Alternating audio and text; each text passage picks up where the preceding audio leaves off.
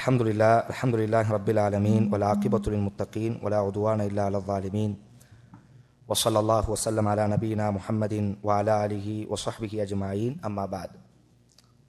பாசத்திற்குரிய மார்க்க அறிஞர்களே, நிர்வாகிகளே, சகோதர சகோதரிகளே, பெரியவர்களே, தாய்மார்களே, அல்லாஹுவின் அருளால் மார்க்க கல்வி வகுப்பை, மார்க்க கல்வியை அதிகப்படுத்திக் கொள்வதற்காக அல்லாஹ் ரப்புல் ஆலமீன் நமக்கு ஒரு பெரிய சந்தர்ப்பத்தையும் வாய்ப்பையும் அல்லாஹ் இந்த சபையினூடாக நமக்கு வழங்கி இருக்கிறான். பாசமான சகோதர சகோதரிகளே, இவ்வுலகத்தில் அல்லாஹ் ரப்புல் ஆலமீன் நம்மை படைத்து நாம் எவ்வாறு இவ்வுலகத்தில் பயணிக்க வேண்டும் என்ற வழிமுறையையும் அல்லாஹ் நமக்கு ஏற்படுத்தி கொடுத்திருக்கிறான். அதே நேரம் நிச்சயம் ஒரு நாள் இவ்வுலகத்தை விட்டு நாம் அனைவரும் விடை பெறுவோம். எமக்கு முன்னோர்கள், எமக்கு முன்னால் இவ்வுலகத்தில் வாழ்ந்தவர்கள் எவ்வாறு இந்த உலகத்தை விட்டு விடை பெற்றார்களோ அதுபோன்றுதான் நாமும் ஒரு நாள் இவ்வுலகத்தை விட்டு விடை பெறுவோம். 44வது அத்தியாயம் அல்லாஹ் ரப்புல் ஆலமீன் பதிவு செய்கிறான். கம் தரகு மின் ஜன்னாத்தி வ உயூன் வ ஸுரூஇ வ மகாமின் கரீம் வ நஅமத்தின் கானு ஃபீஹா ஃபாக்கிஹீன் கதாலிக் வ அவ்ரஸ்னாஹா கௌமன் ஆகரீன் ஃபமா பக்கத் அலைஹிமுஸ் ஸமா வல் அர்த் வ மா கானு முன்தரீன். கம் தரகு மின் ஜன்னாத்தி வ உயூன். எத்தனை எத்தனை அழகான தோட்டங்களை நீங்கள் பார்க்கிறீர்கள். எவ்வளவு அழகான கண் குளிர்ச்சியான தோட்டங்களை நீங்கள் காணுகிறீர்கள். வஸுரூஇ வ மகாமின் கரீம். எவ்வளவு உயர்ந்த மாளிகைகளையும் விவசாய நிலங்களையும் நீங்கள் காணுகிறீர்கள். வ நஅமத்தின் கானு ஃபீஹா ஃபாக்கிஹீன். காலையிலும் மாலையிலும் அந்த தோட்டங்களிலும் அந்த மாளிகைகளிலும் அந்த விவசாய நிலங்களிலும் எவ்வளவு நபர்கள் இன்பங்களை அனுபவித்தார்கள். இப்பொழுது அவர்களை எங்கே நீங்கள் காணுகிறீர்கள்? அல்லாஹ் கேட்கிறார். தோட்டங்களை நீங்கள் காணுகிறீர்கள், மாளிகைகளை நீங்கள் காணுகிறீர்கள், உயர்ந்த கண்குளிர்ச்சியான இடங்களை நீங்கள் காணுகிறீர்கள். ஆனால் இவைகளை எல்லாம் உருவாக்கியவர்கள் இப்பொழுது எங்கே? கதாலிக், அவ்வாறுதான். எவ்வாறுதான்? வஅவ்ரஸ்னாஹா கௌமன் ஆகரீன். அதை உருவாக்கியவர்கள், அதில் இன்பம் அனுபவித்தவர்கள், அவர்களுக்கான நேரம் வந்தது, இவ்வுலகத்தை விட்டு அவர்கள் விடை பெற்றார்கள். கதாலிக், அவ்வாறுதான் நீங்களும் ஒரு நாள் இவ்வுலகத்தை விட்டு விடை பெறுவீர்கள். ஃபமா பக்கத் அலைஹிமுஸ் ஸமா வல் அர்த் வ மா கானு முன்தரீன். இவ்வுலகத்தில் உருவாக்கியவர்கள், உலகத்தையே கிடுகிடுங்க வைத்தவர்கள், உலகத்தில் மாபெரும் கோட்டைகளையும் கொப்பளங்களையும் கெட்டி கண்குளிர்ச்சியோடி வாழ்ந்தவர்கள், அவர்கள் இவ்வுலகத்தை விட்டு விடை பெற்றதற்காக ஃபமா பக்கத் அலைஹிமுஸ் ஸமா, வானம் கண்ணீரை சொரியவில்லை, பூமி அவர்களுக்காக துக்கப்படவில்லை, கண்ணீர் வடிக்கவில்லை. ஒமா கானு முன்தரீன். அவர்களுக்கு இவ்வுலகத்தை உருவாக்கிய ஒரே காரணத்திற்காக இவ்வுலகத்தில் அவர்கள் வாழுவதற்கு வாய்ப்புகளும் அல்லாஹ் அவர்களுக்கு கொடுக்கவில்லை. கதாலிக், அவ்வாறுதான் ஒரு நாள் நீங்களும் இவ்வுலகத்தை விட்டு விடைபெறுவீர்கள் என்று அல் குர்ஆனில் அல்லாஹ் ரப்புல் ஆலமீன் பதிவு செய்கிறார். என் அன்பு சகோதரர்களே, அல்லாஹுவின் பக்கம் திரும்புங்கள் என்றால் நிச்சயம் ஒரு நாள் நாம் அனைவரும் அல்லாஹுவின் பக்கம் திரும்புவோம். ஒரு நாள் இவ்வுலகத்தில் இருந்து நாம் அனைவரும் விடைபெறுவோம். யா அய்யுஹன் நாசு இன்ன வஅதல்லாஹி ஹக்குன் ஃபலா தகுர்ரன்னகுமுல் ஹயாத்துத் துன்யா. ஓ மனிதா, அல்லாஹ்வுடைய வாக்கு உண்மையானது. நிச்சயம் அல்லாஹ்வுடைய வாக்கு உண்மையானது. உலகம் உன்னை ஏமாற்ற வேண்டாம் மனிதா. அல்லாஹ் பதிவு செய்கிறார். யா அய்யுஹன் நாஸ், ஓ மனிதா, இன்ன வஅதல்லாஹி ஹக்குன். நிச்சயம் அல்லாஹ்வுடைய வாக்கு உண்மையானது. ஃபலா தகுர்ரன்னகுமுல் ஹயாத்துத் துன்யா. உலகத்தினுடைய இன்பங்கள் உங்களை ஏமாற்றி விட வேண்டாம். என்ன அர்த்தம்? இவ்வுலகத்தில் இருந்து ஒரு நாள் நீங்கள் அல்லாஹுவின் பக்கம் திரும்புவீர்கள், அல்லாஹுவின் பக்கம் மீளுவீர்கள். நாம் அல்லாஹுவின் பக்கம் திரும்புவதற்கு முன்னால் நம்முடைய பாவங்களை நினைத்து அல்லாஹுவிடத்தில் ஒப்பு கொடுத்து அல்லாஹுவின் பக்கம் நாங்கள் சரணடைய வேண்டும். என் பாசமான சகோதர சகோதரிகளே, பாவ மன்னிப்பை பற்றி அதிகம் உங்களுக்கு தெரியும். பாவ மன்னிப்பினுடைய சிறப்புகளை பற்றி உங்களுக்கு தெரியும். ஒரே ஒரு வசனத்தை நான் உங்களுக்கு ஞாபகமூட்டி கொண்டு என்னுடைய உரைகளுக்குள்ளாக நான் பயணிக்கிறேன். அல்லாஹ் ரப்புல் ஆலமீன் பதிவு செய்கிறான். ஃபமன் தாப, யார் பாவ மன்னிப்பு தேடுவார்களோ, இல்லா மன் தாப வ ஆமன வ அமில ஸாலிஹன் ஃபஉலாயிக யுபத்திலுல்லாஹு ஸய்யிஆத்திஹிம் ஹஸனாத். என் அன்பான சகோதரர்களே, நாம் பல்வேறு பாவங்களை காலையிலும் மாலைகளிலும் செய்து கொண்டே இருப்போம்.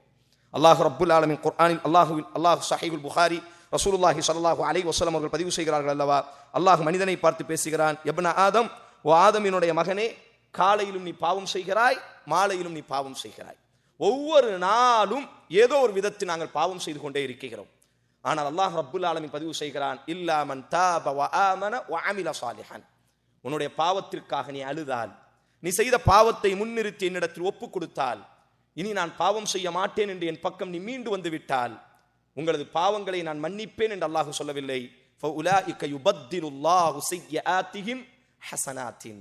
நீ எவ்வளவு பாவம் செய்தாயோ அத்தனை பாவத்தையும் நான் நன்மையாக மாற்றி விடுகிறேன். அல்லாஹ் அக்பர்.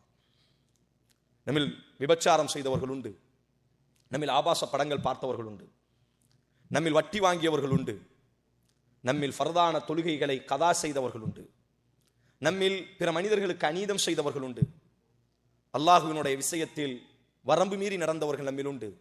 எவ்வளவு பாவங்களை அல்லாஹ் எழுதி வைத்திருப்பார். அல்லாஹ் கஃபூருன் ரஹீமுன், மன்னிப்பவன் இரக்கமுடையவன். அவன் முன்னால் நாம் சரணடைந்தால், அவனுக்கு முன்னால் நாங்கள் கண்ணீரை வடித்தால், நம்முடைய பாவங்கள் எவ்வளவு இருந்ததோ அவ்வளவு பாவத்தையும் யுபத்திலுல்லாஹு ஸய்யிஆத்திஹிம் ஹஸனாத், நன்மைகளாக நாம் அதை புரட்டி விடுவோம், மாற்றி விடுவோம் என்பதாக அல்லாஹ் பதிவு செய்கிறான் என்று சொன்னால், ஷஹ்ரு தௌபா, இந்த மாதத்திற்கு சொல்வார்கள் இது தௌபாவினுடைய மாதம், அல்லாஹ்விடத்தில் சரணடையக்கூடிய மாதம். எவ்வாறு அல்லாஹ்விடத்தில் சரணடைவது? நம்ம எல்லோருக்கும் ஒரு ஆசை உண்டு, நானும் தௌபா செய்ய வேண்டும், நானும் தௌபா செய்கிறேன், நானும் பாவ மன்னிப்பு தேடுகிறேன். எவ்வாறு மார்க்கம் நமக்கு வழிகாட்டி இருக்கிறது? எம்முடைய மூத்த மார்க் அறிஞர்கள் இமாம் நவவி உட்பட 3 நிபந்தனைகளை எமக்கு முன்னால் வைக்கிறார்கள்.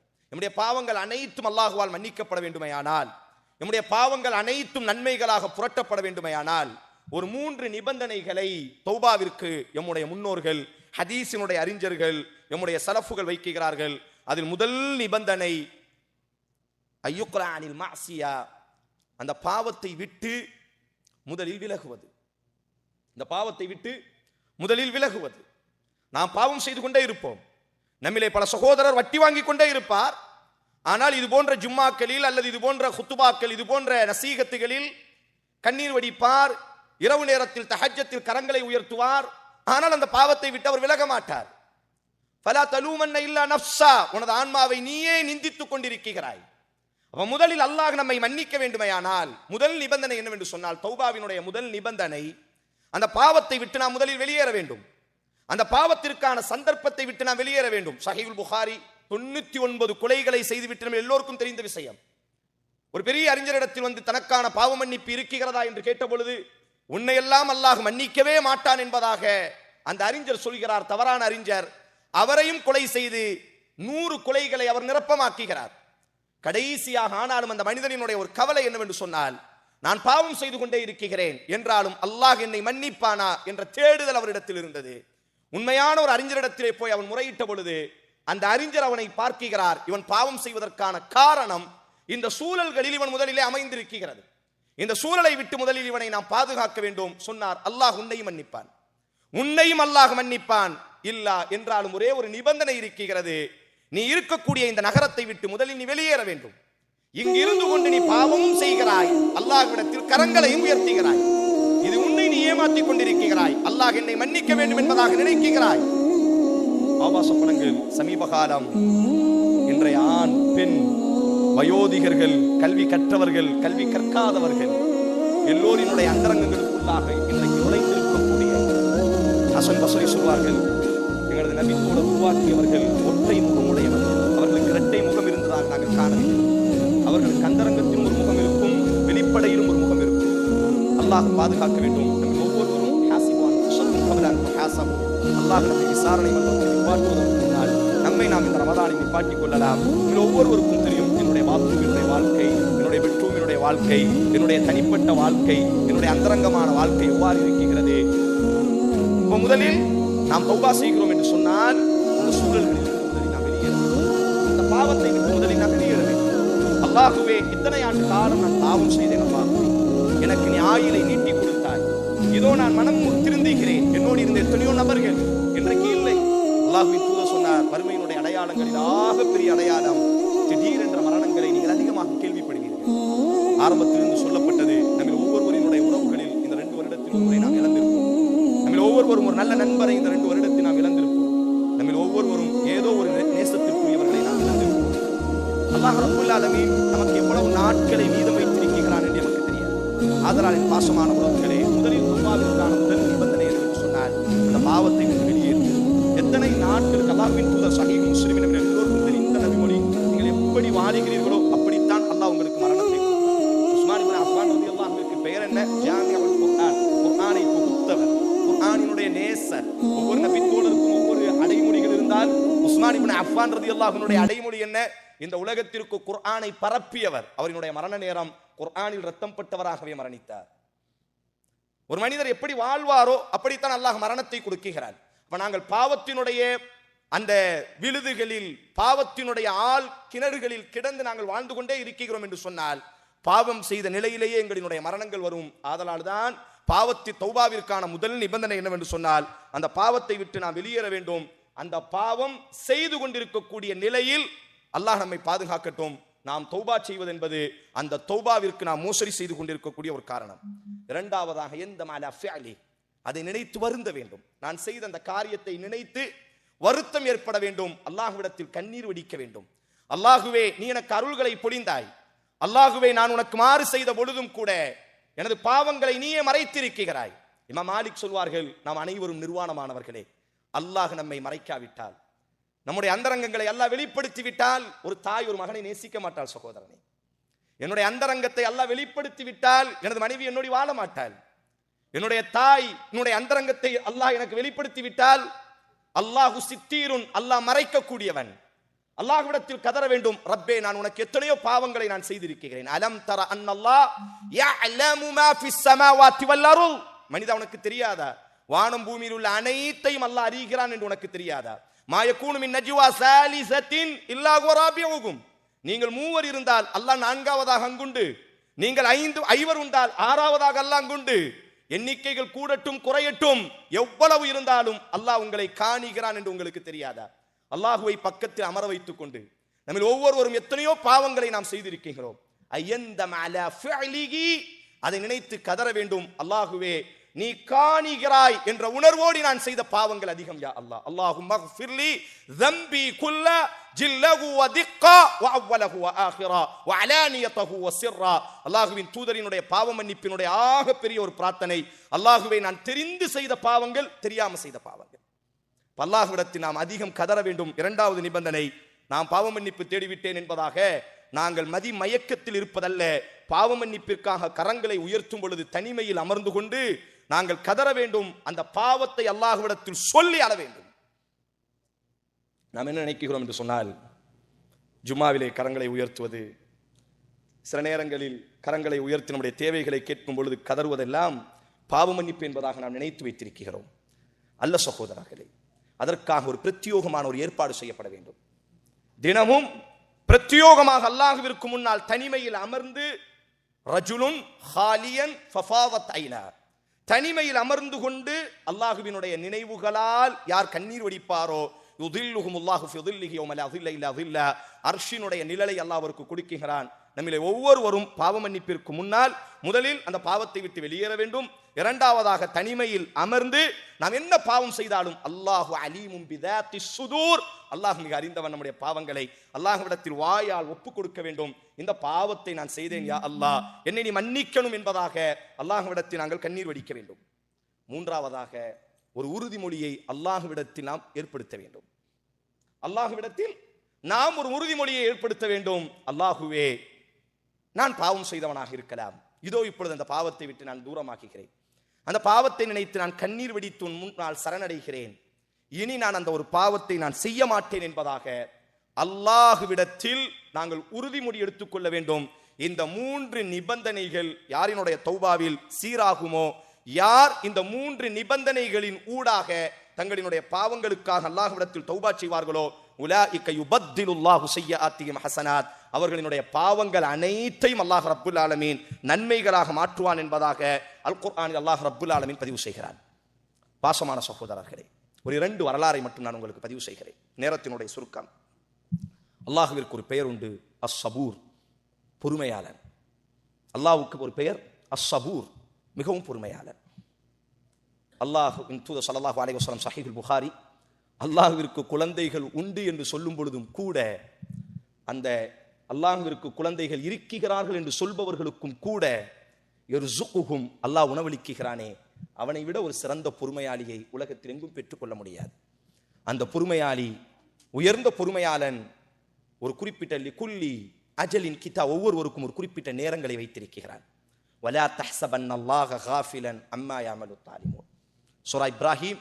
ஓ நபியே, அநீதம் செய்பவர்கள், அக்கிரமம் செய்பவர்களை நாம் காணாமல் இல்லை, நாம் கண்டுகொண்டே இருக்கிறோம்.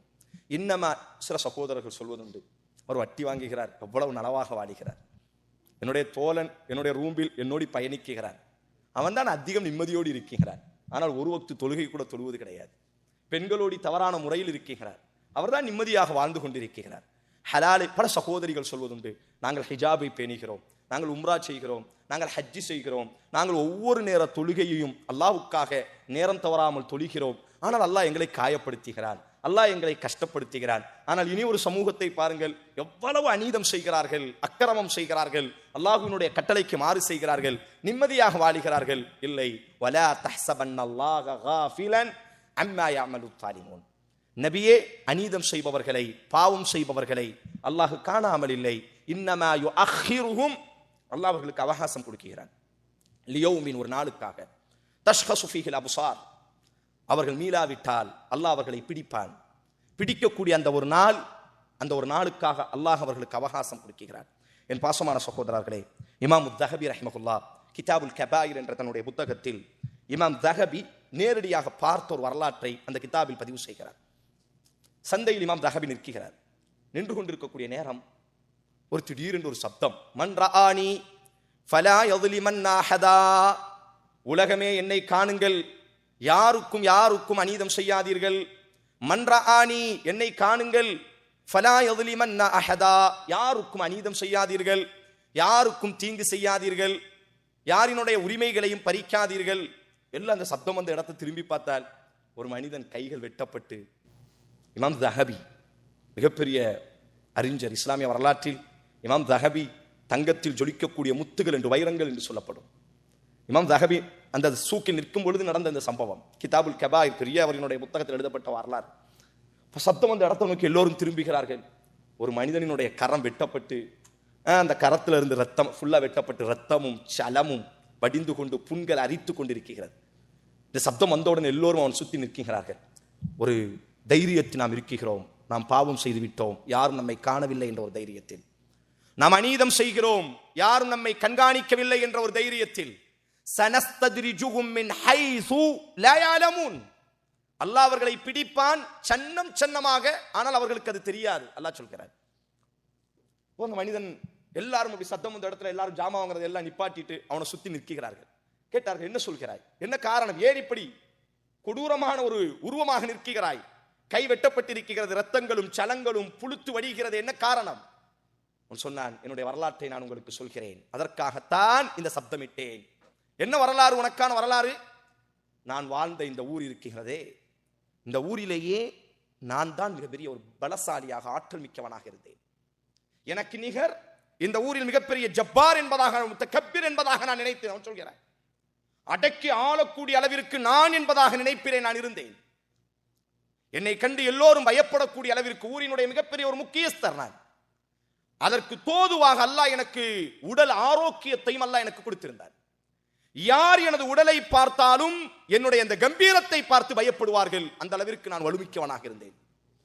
ஒரு நாள் எனது வீட்டில் நான் உறங்கிக் கொண்டிருக்கும் பொழுது எனது மனைவி என்னை எழுப்பினாள். மதிய வேலைக்கு உண்பதற்கு உணவுகள் இல்லை, ஏதேனும் ஒரு சூக்குகளுக்கு சென்று நீங்கள் ஜாமான்களை வாங்கிவிட்டு வாருங்கள் என்று என்னை எழுப்பினாள். நான் வெளியே வந்தேன், கடற்கரைக்கு சென்றேன். மீன்கள் அனைத்தும் விற்று தீர்ந்து விட்டது. எங்கு நோக்கியும் மதிய உணவுக்கான உணவுகள் இல்லை. சோகத்தோடு என்னுடைய வீட்டுக்கு நான் திரும்பிக் கொண்டிருக்கக்கூடிய அந்த நேரம், ஒரு நோஞ்சான், ஒரு ஏழ்மையானவன், பரதேசி ஒரு மீனை, அந்த மனிதர் சொல்வார்கள், நீங்கள் யாருக்கும் அநீதம் செய்யாதீர்கள், வானத்தில் உள்ளவன் தூங்காமல் உங்களை பார்த்து கொண்டே இருக்கிறான். நீங்கள் அநீதம் செய்தவர்கள் உறங்கிவிடலாம். தௌபாவினுடைய ஆக கடைசி ஒரு நிபந்தனை, நாம் யாருக்கு அநீதம் செய்தோமோ அவர்களிடத்திலே போய் நாம் சரணடைய வேண்டும். அப்ப அந்த மனிதர் சொல்றாரு, அந்த நோஞ்சான், அந்த ஒல்லியா இருக்கக்கூடிய அந்த சின்னவன், தன்னுடைய அந்த கை இருக்கல்லவா, அந்த விரல்ல ஒரு மீனை மாட்டிக்கொண்டு நடந்து சென்று கொண்டிருந்தான். அவனை நான் நிப்பாட்டினேன். தாயா ஷபா, வாலிபனை வாடா. உடனே முன்னால் வந்து நின்றான். சொங்கியாக பணிந்து நின்றான். என்னுடைய உடலை பார்த்தவுடன் என்னுடைய அந்த கம்பீரம் அவனுக்கு தெரியும், என்னுடைய பலம் அவனுக்கு தெரியும். நான் இடத்தில் கேட்டேன், இந்த மீனை எனக்கு நீ தர வேண்டும் என்று கேட்டேன். அப்பொழுது அவன் சொன்னான், கடற்கரையில் மீன்களை கப்பலில் இருந்து பாய்மர கப்பலில் இருந்து இறக்கியதினால் எனக்கு கிடைத்த கூலி இது, எனக்கு கிடைத்த கூலி இது. என்னுடைய வீட்டிலே 4 குழந்தைகள் இருக்கிறார்கள், இதை கொண்டுத்தான் நான் சமைத்து சாப்பிட வேண்டும் என்று அவன் என்னிடத்திலே தன்னுடைய இயலாமையை சொன்ன பொழுது என்னுடைய பலத்தால் ஓங்கி அவனை ஒரு அடி அடித்தேன். அவன் கீழே விழுந்தான். அந்த மீனை அவன் கையில் இருந்து பிடுங்கிக் கொண்டு நான் எனது வீட்டுக்கு சென்றேன், சமைத்து சாப்பிட்டேன். அன்றைய இரவு அந்த விரலை சுட்டி காட்டார். என்னுடைய அந்த ஷஹாதாவினுடைய அந்த விரல்ல கொஞ்சம் வலி ஏற்பட்டது, நோவினை ஏற்பட்டது. உடனடியாக நான் மருத்துவரை போய் சந்தித்தேன். அவர் எனக்கு மருந்துகளை தந்தார். ஆனாலும் அந்த வலி நீங்கியதாக இல்லை. காலம் உருண்டோடியது. ஒரு கட்டத்தில் மருத்துவர் சொன்னார், இந்த விரலை வெட்டி எடுக்க வேண்டும் என்று சொன்னார். எனது ஒரு விரல் வெட்டி எடுக்கப்பட்டது. சிறிது நாட்களுக்கு பிறகு அடுத்த விரல் அதே போன்று வலி நோவினை ஏற்பட்டது. மருத்துவர் சொன்னார், இந்த விரலையும் வெட்ட வேண்டும், இல்லாவிட்டால் மற்ற விரலுக்கு பரவிவிடும். இப்படியாக 5 விரல்களையும் வலா தஹ்ஸபன்னல்லாஹ காஃபிலன் அம்மா யஅமலு ஸாலிமூன், அநீதம் செய்பவர்களை, பாவம் செய்பவர்களை அல்லாஹ் காணாமல் இல்லை. இன்னமா யுஅখিরুஹும், அல்லாஹ் அவகாசம் கொடுக்கிறான், லியௌமின், ஒரு நாளுக்காக. அந்த மனிதன் சொல்கிறான், அவனுடைய 5 விரல்களும் வெட்டி எடுக்கப்பட்டது. ஆனாலும் அந்த வலி, அந்த நோவினை நீங்கியதாக இல்லை, அந்த கரங்களுக்குள்ளாக பரவியது. இமாம் தஹபி கண்ணுக்கு முன்னால் நடந்த நிகழ்வை பதிவு செய்தார்.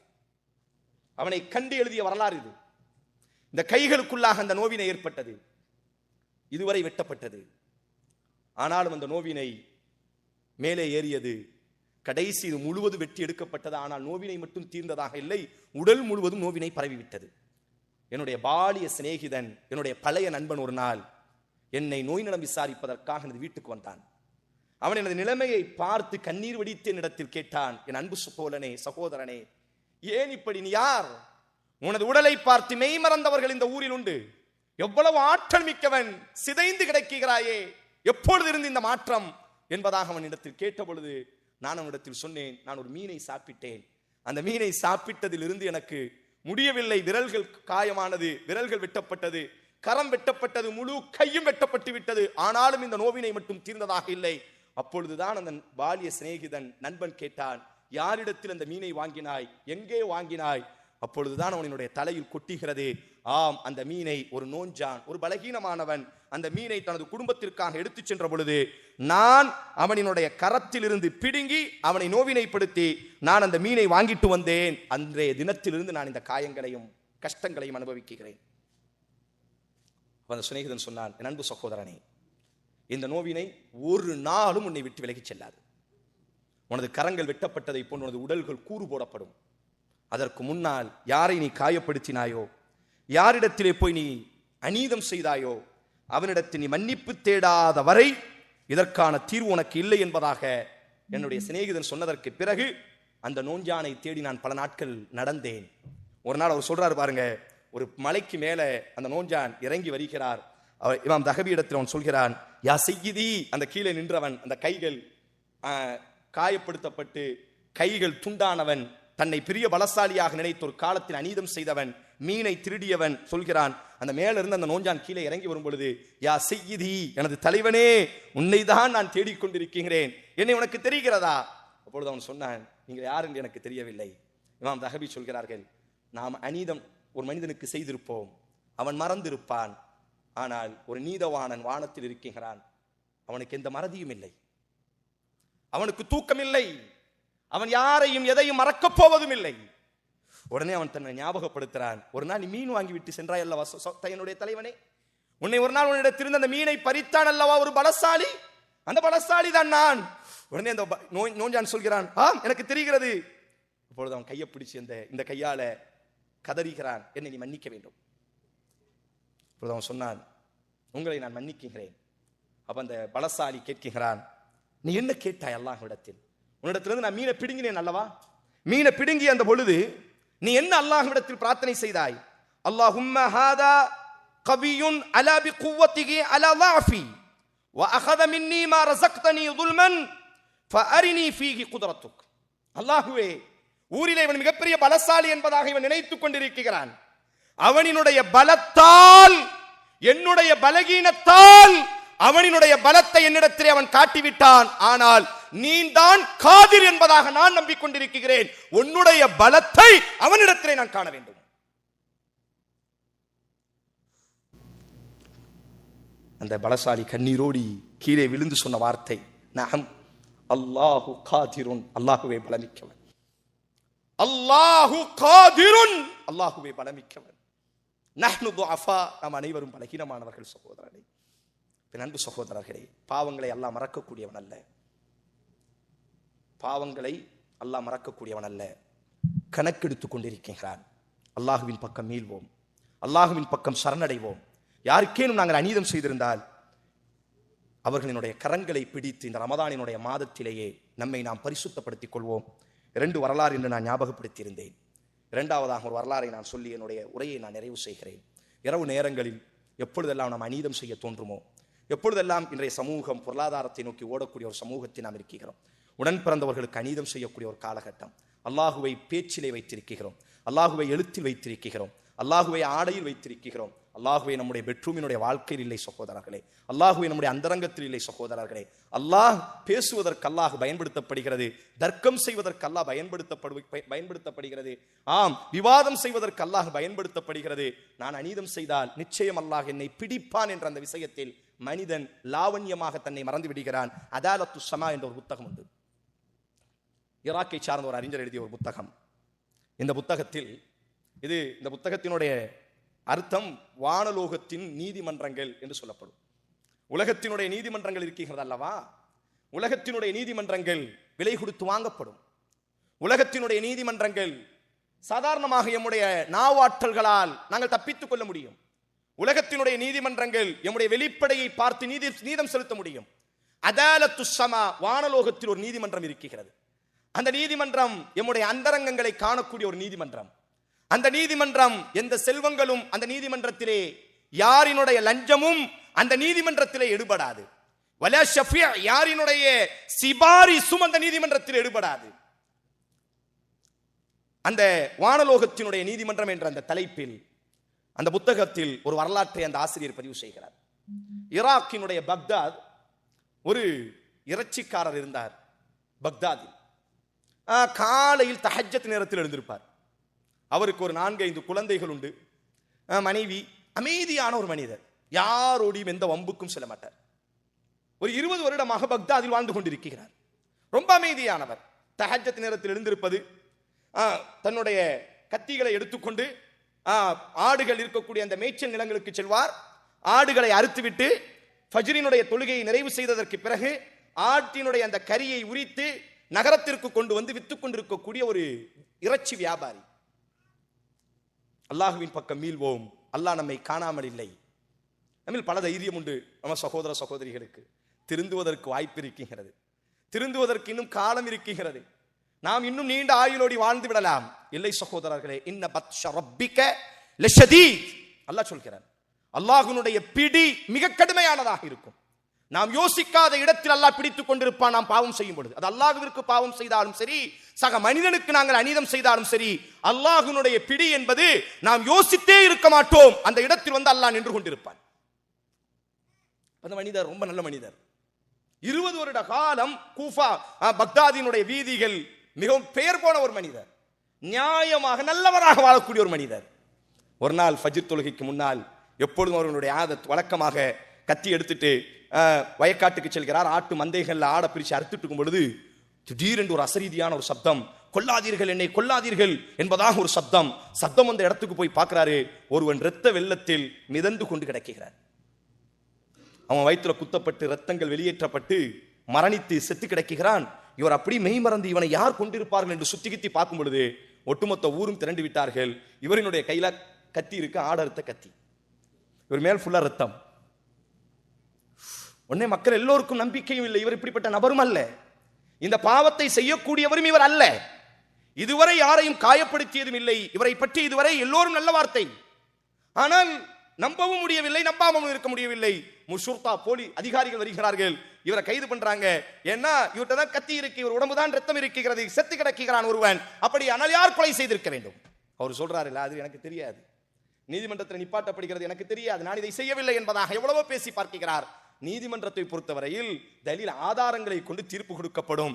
அப்படியானால் நீ செய்யவில்லை என்று சொன்னால் யார் செய்தது? இதை செய்ததற்கான தடயங்கள் உன்னிடத்திலே அத்தனை தடயங்களும் இருக்கிறது என்று சொல்லி அவருக்கு பக்தாதினுடைய நீதிமன்றம் மரண தண்டனை என்பதாக நாளைய துஹாவினுடைய நேரத்தில் இவரினுடைய கழுத்துகள் பகிரங்கமாக அறுத்து எறியப்பட வேண்டும், இவருக்கு மரண தண்டனை என்பதாக தீர்ப்பு கொடுக்கப்படுகிறது.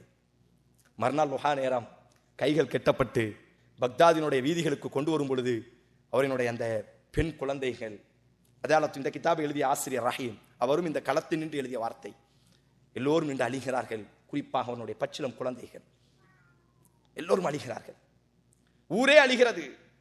நல்ல மனிதனாக காட்சிப்படுத்தப்பட்டவன் எல்லாரும் அழுகுறதை பார்த்த உடனே, அவன் குழந்தை அழுகுறதை பார்த்த உடனே அந்த இறைச்சி வியாபாரி ஒரு வார்த்தை சொன்னான், எனக்காக அழாதீர்கள், உண்மையில் நான் இந்த தவறை செய்யவில்லை, உண்மையில் இந்த தவறை நான் செய்யவில்லை, நான் எவனையும் கொலை செய்யவில்லை, ஆனால் சாகுவதற்கு தகுதியானவன் தான் இன்றைய தினம் சாக போகிறான்.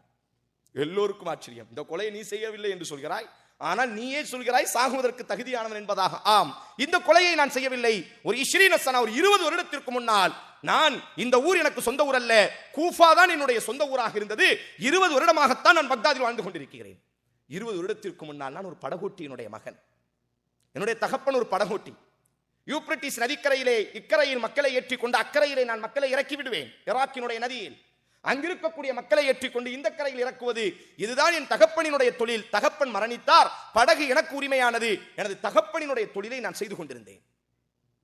ஒரு நாள் ஒரு அழகான பெண் என்னுடைய படகிலே வந்து அமர்ந்தாள். யூப்ரட்டிஸினுடைய கூஃபாவினுடைய இக்கரையில் இருந்து அவளை அக்கறைக்கு நான் இறக்கிவிடும் பொழுது அவள் என்னுடைய உள்ளத்திற்குள்ளாக வந்து அமர்ந்து கொண்டால், அவள் மீது எனக்கு ஒரு நேசமும் மோகமும் வந்து விட்டது. அவள் முகவரியை தேடி அவள் வீட்டுக்கு நான் சென்றேன். அவர் சொல்கிறார், நல்ல ஆடைய கடையில வாங்கிட்டே அணிந்து கொண்டு அவர் வீட்டை தட்டின ஒரு முதியவர் வந்து கதவை திறந்தார். நான் சொன்னேன், உங்கள் மகளை நான் பார்த்தேன், எனக்கு பிடித்திருக்கிறது, உங்கள் மகளை எனக்கு மனமுடித்து வையுங்கள். அப்பொழுது அந்த முதியவர் கேட்டார், நீ யார், என்ன தொழில் செய்கிறாய்? நான் சொன்னேன், படகோட்டியினுடைய மகன் என்பதாக நான் சொன்னேன். நான் இப்பொழுது படகோட்டி கொண்டிருக்கிறேன் என்று சொன்னபொழுது அவர் சொன்னார், என்னுடைய மகளை உங்களுக்கு மனமுடித்து கொடுப்பதற்கு எனக்கு சம்மதம் இல்லை, அதனால் வீட்டை விட்டு வெளியேறுங்கள் என்பதாக என்னை அவர் அவமானப்படுத்தி வெளியே அனுப்பிவிட்டார். போங்க வெளியே போ, அது வாப்பாவுக்கு உண்ட உரிமை. வாப்பா அவர்தான் அதற்கான கஃபீல், சாதாரண கஃபீல் என்று சொல் வலி அவர்தான். அவர் நினைத்தால் தனது மகளை யாருக்கு மனமுடித்து கொடுக்க முடியும்? மகளினுடைய சம்மதத்தோடி. வாப்பாவிற்கு மனமில்லை, செல்லுங்கள் என்று அனுப்பி வைத்து விட்டார். காலம் உருண்டோடுகிறது. இது போன்ற ஒரு மகிரிபினுடைய நேரம், சூரியன் மறையக்கூடிய அந்த நேரத்தில் ஒரு பெண் கையில குழந்தையோடி அந்த படகுல வந்து அமருகிறார். தூரத்தில் வரும் பொழுதே பார்க்கிறார். படகுல வந்து அமரும் பொழுது அவர் கண்டுகொண்டார் தன்னுடைய பழைய நேசத்திற்குரியவள் என்பதாக. கேட்கிறார், தா என்னை தெரியுதா உங்களுக்கு, நான் யாருன்னு உங்களுக்கு தெரியுதா? அவ சொன்னால், ஆரிஃப் எனக்கு தெரியுது, நீங்க யாருன்னு எனக்கு தெரியுது. ஒரு நாள் என்னை நீங்கள் உங்கள் வீட்டில் வந்து மனம் முடிப்பதற்காக பெண் கேட்டீர்கள் அல்லவா? ஆம், நான் தான். இப்பொழுது அந்த சூரியன் மறைகிறது, இருள் கவ்வ ஆரம்பிக்கிறது. அந்த குழந்தை அந்த நபர் என்ன செய்யறான், படகோட்டி பிடுங்கி அந்த புள்ளை என்ன செய்யறார் அப்படின்னு சொன்னா அந்த தண்ணியில முக்கிறாரு, தலை கழுத்து வர. அவர் சொல்கிறார், இன்றைய இரவு நீ என்னோடி சயனிக்க வேண்டும், என்னோடி நீ தவறு செய்ய வேண்டும், அப்படி இல்லாவிட்டால் இந்த குழந்தையை நான் கொலை செய்து விடுவேன், முக்கி சாகடித்து விடுவேன். தாய் பதற்றத்தில் குழந்தையை பாதுகாப்பதற்காக மேலே பாய்கிறாள், அவனை அடிப்பதற்காக சண்டையிடுவதற்காக பாய்கிறாள்.